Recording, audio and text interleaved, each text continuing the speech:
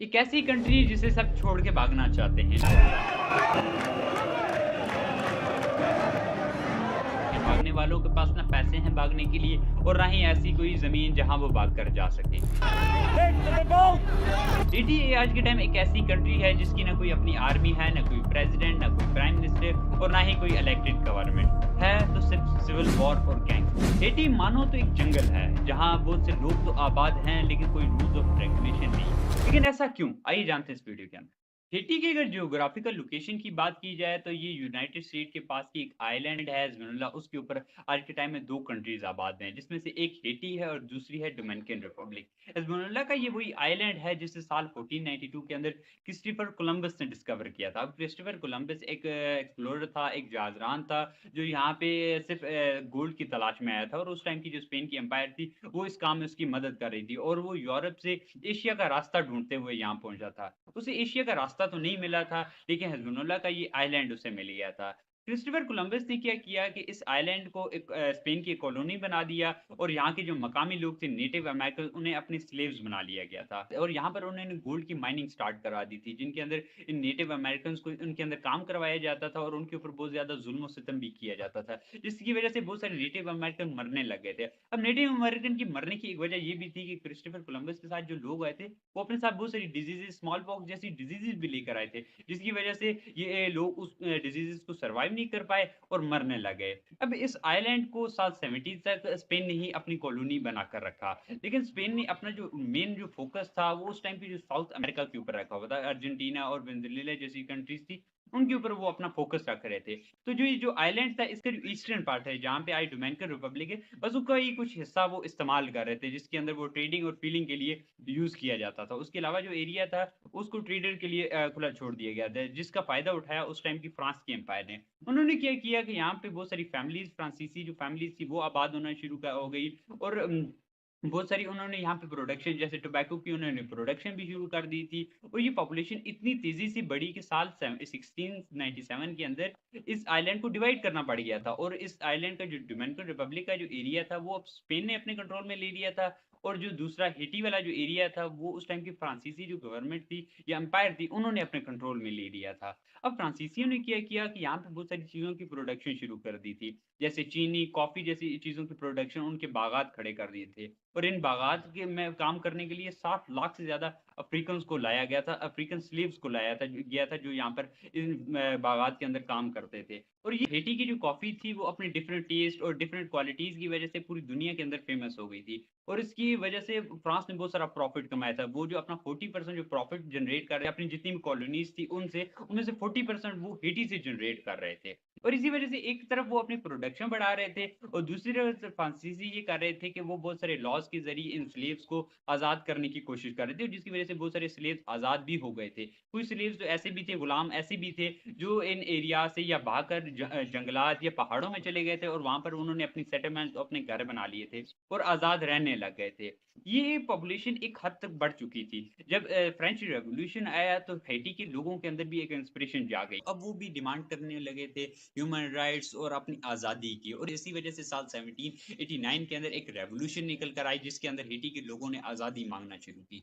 फ्रांसीसी गवर्नमेंट ने क्या किया, इन सब बागियों को रौंद दिया और इस साल 1792 के अंदर इन सबको सजाए मौत सुना दी गई। अब हेटी के अंदर ये अब आग, आज़ादी की आग जल चुकी थी और इसे आगे बढ़ाया जनरल लोवेस्चर ने। अब जनरल लोवेस्चर पहले तो स्पेन की आर्मी में थे, उन्होंने बाद में क्या किया, फ्रांसीसी आर्मी को ज्वाइन किया और जो स्पेन की जो जितनी भी कंट्रोल था उसे कमज़ोर करने की कोशिश की और इसी वजह से साल 1795 के अंदर स्पेन को अपना एरिया जो था डोमिनिकन रिपब्लिक का वो छोड़ना पड़ा और पूरा का पूरा जो आइलैंड था अब वो उन्होंने फ्रांसीसियों को सौंप दिया था। अब फ्रांसीसी पूरे आइलैंड के ऊपर अपना कंट्रोल जमाए बैठे थे, लेकिन अब जो बगावत होने वाली थी वो सिस्टम के अंदर से होने वाली थी और इस बार बगावत की जनरल लिविस्टर ने अपने कुछ साथियों के साथ मिलकर। बाद में जनरल लिविस्टर को तो फांसी दे दी गई थी फ्रांसीसी गवर्नमेंट की जानिब से, लेकिन बाद में साल 1804 के अंदर हेटी ने खुद को as a independent state declare कर दिया और जितने भी फ्रांसीसी सोल्जर थे उन सबको फांसियां दे दी गई थी। अब ऐसा नहीं था कि फ्रांस ने इसके बाद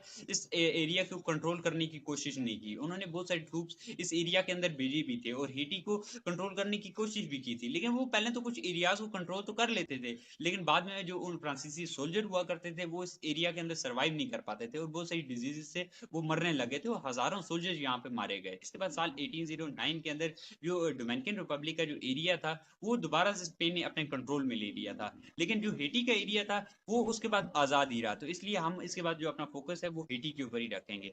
हेटी ने क्या किया कि इसने अपने आप को एज ए इंडिपेंडेंट स्टेट तो डिक्लेयर कर दिया था, लेकिन ये जो आज़ादी थी ये सिर्फ बेनाम सी थी, मतलब कोई भी कंट्री उनको रिकॉग्नाइज करने को तैयार नहीं थी। इसकी एक वजह ये थी कि उस टाइम की फर्स्ट एक ब्लैक कंट्रीज थी जहाँ पे आज़ाद लोग ब्लैक कलर के थे, मतलब और जितनी भी दुनिया थी वहाँ पे जितने भी ब्लैक लोग रहते थे वो सब कहीं ना कहीं स्लेव्स थे, कहीं ना कहीं गुलाम थे किसी न किसी।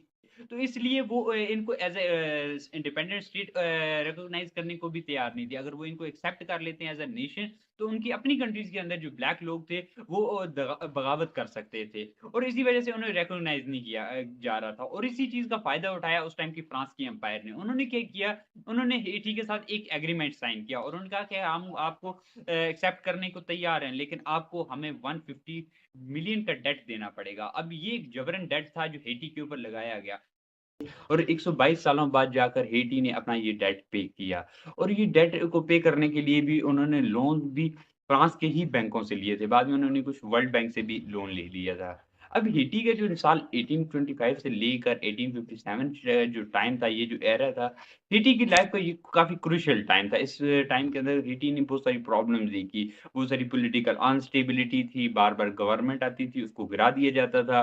लोन की वजह से उनकी इकॉनमी सालों तक रुकी रही और उसके अलावा फॉरेन कंट्रीज़ भी उसके अंदर बहुत सारी मुदाखलत करती रहती थी। जैसे साल 1915 से लेकर 1934 तक यूएस ने इस कंट्री को अपने कंट्रोल में ले लिया था और इनके जितने बैंकों के अंदर पैसे थे, वो भी अपने कंट्रोल में ले लिए थे। उसके अलावा वर्ल्ड वॉर 2 के अंदर भी हेटी ने एक छोटा-सा अपना रोल प्ले किया था और वो यूएस के कैंप के अंदर था उस टाइम के अंदर। और हेटी जैसी कंट्रीज़ को अक्सर इस तरह की प्रॉब्लम्स फेस करनी पड़ जाती हैं। वजह ये होती है जो छोटी कंट्रीज़ होती हैं उनके ऊपर अक्सर किसी न किसी सुपर पावर का या पावरफुल कंट्री का साया या शैडो ना हो, तो उनके लिए स्टेबल रहना काफ़ी मुश्किल हो जाता है, क्योंकि वो किसी को अपनी आँख नहीं दिखा सकते। लेकिन साल 1957 के अंदर जब हेटी के अंदर इलेक्शन कंडक्ट कराए गए और प्रेसिडेंशियल इलेक्शन हुए और एक पॉलिटिशियन फ्रांसिस्को डिविलियर जब पावर के अंदर, इन्हें पापा डॉक भी कहा जाता My desire, but it is iron. है। इससे एक उम्मीद लग गई थी कि शायद अब हेटी के अंदर पॉलिटिकल स्टेबिलिटी देखने को मिल सकती है, लेकिन ये सिर्फ महज़ एक ख्वाब था, क्योंकि उन्होंने सबसे पहला काम तो ये किया कि साल 1959 के अंदर उन्होंने वोल्टेरियन नाम से एक कमांड जारी की आर्मी के अंदर।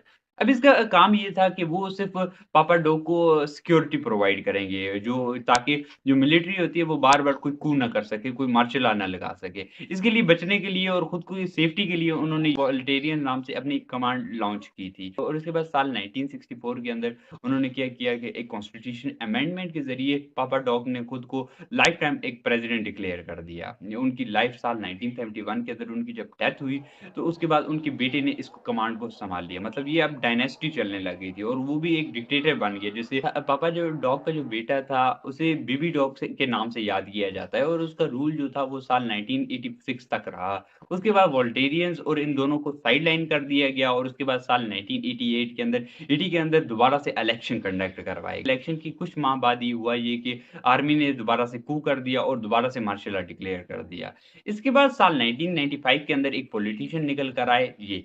इन्होंने क्या किया कि इन्होंने एक मास्टर स्ट्रोक खेला और मास्टर स्ट्रोक ये खेला कि इन्होंने कहा कि आर्मी क्योंकि बार-बार मार्शल लॉ लगा देती है और बार-बार गवर्नमेंट गिरा देती है, तो इन्होंने एक मास्टर स्ट्रोक ये खेला कि इन्होंने आर्मी को ही हटा दिया। ये स्ट्रैटेजी कुछ हद तक काम कर रही थी और इसके बाद हर 5 साल के बाद कॉन्स्टिट्यूशन के मुताबिक इलेक्शन कंडक्ट होने लगे। मतलब एक अच्छी पॉलिटिकल स्टेबिलिटी अब आने लग गई थी। लेकिन अब सिचुएशन खराब हुई 2015 के अंदर। अब 2015 के अंदर जब हेटी के अंदर इलेक्शन कंडक्ट हो रहे थे गए तो उसके अंदर बहुत सारी इरेगुलरिटीज़ देखने को मिली और इतनी इतनी ब्रूटल तरीके से इलेक्शन करवाए गए कि इसे अनकॉन्स्टिट्यूशनल करार देना पड़ गया। और इसके बाद 2016 के अंदर इलेक्शन कंडक्ट हुए और फिर फरवरी 2017 को एक नए प्रेसिडेंट निकल कर आए, प्रेसिडेंट मोइस।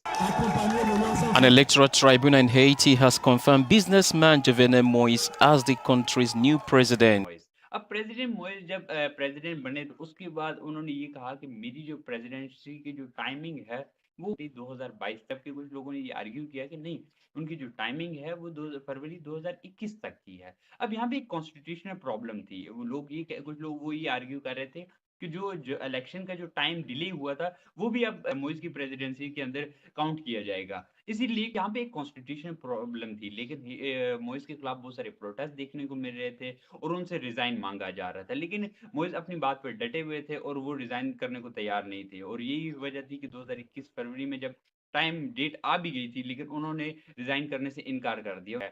इसके बाद वो डेट तो गुजर गई, लेकिन 7 जुलाई 2021 को प्रेसिडेंट मोइस के ऊपर एक अटैक होता है। रात के 1 बजे ये अटैक उनके ऊपर किया जाता है, और इस अटैक के अंदर कुछ गैंगस्टर उनके घर घुस आते हैं और उनके ऊपर फायर कर देते ऊपर। इसके बाद उन्हें हॉस्पिटलाइज कर दिया जाता है, लेकिन उसके बाद वो जान की बाजी हार जाते हैं और उनकी डेथ हो जाती है। अजीब बात तो ये होती है कि प्रेसिडेंट मोइस की सिक्योरिटी के लिए 100 से ज़्यादा ऑफिसर्स मौजूद होते हैं, लेकिन उस रात सिर्फ 6 ही लोग मौजूद थे। अब प्रेसिडेंट मोइस की डेथ के लिए 2 रीज़न बताए जाते हैं। एक तो ये कि वो जो कॉन्स्टिट्यूशनल प्रॉब्लम चल रही थी इसलिए उनको असैसिनेट कर दिया गया, या फिर दूसरी जो प्रॉब्लम है वो ये बता रही जाती है कि प्रेसिडेंट मोइस क्या कर रहे थे कि पिछले कुछ टाइम से वहाँ के जो करप्ट पॉलिटिशियंस थे उनके ऊपर इन्वेस्टिगेशन चल रही थी, और वो अब उनके जो नाम थे वो अब यूएस को देने वाले थे। और ये बात कुछ हद तक सच भी साबित होती है, क्योंकि 2024 के अंदर यूएस और कनाडा ने कुछ पॉलिटिशियंस के ऊपर कुछ सैंक्शंस भी लगाए हैं, क्योंकि उनके बहुत सारे गैंग्स के साथ लिंक्स भी मिलते थे, और उसके अलावा उन ड्रग स्मगलिंग और उसके अलावा बहुत सारी अदर इलीगल एक्टिविटीज के अंदर उनकी इन्वॉल्वमेंट नजर आती है। अब प्रेसिडेंट मोइस की डेथ के साथ उसकी जो टाइमिंग है वो भी काफी सेंसिटिव है। हुआ ये कि उन्होंने अपने डेथ से कुछ दिन पहले ही एक न्यू प्राइम मिनिस्टर को अनाउंस किया था, जिसका नाम है हेनरी। अब ये अनाउंसमेंट तो हुई थी, लेकिन इससे कोई सेरेमनी नहीं हुई थी, कोई हल्फ नहीं उठाया था अभी तक कि प्रेसिडेंट की डेथ हो गई। अब इसकी वजह से एक पॉलिटिकल अनस्टेबिलिटी सी स्टार्ट हो गई और बहुत सारे प्रोटेस्टर्स रोडों पर निकल आए, और इसी पॉलिटिकल अनस्टेबिलिटी का फायदा उठाया हेटी के गैंग्स ने। हेटी के अंदर आज के टाइम में 200 से ज्यादा गैंग्स मौजूद हैं जो सड़कों पर निकल आए और उन्होंने लोगों की किडनैपिंग शुरू कर दी और लोगों को कत्लेआम शुरू कर दिया। इनमें से एक गैंग था G9 गैंग। अब G9 गैंग जो है वो 9 गैंग्स की एक अलायंस है जिसके हेड हैं जिमी। अब जिमी एक फॉर्मर पुलिस अफसर हैं। इन्होंने क्या किया कि इन्होंने जो पोर्टो प्रिंस जो सिटी है, जो हेटी का कैपिटल है, उसका जो 90% एरिया था वो अपने कंट्रोल में ले लिया, और उसके बाद उन्होंने डिमांड करना शुरू कर दी कि जो हेनरी है वो अपने रिजाइन कर रहे हैं अपनी पोस्ट।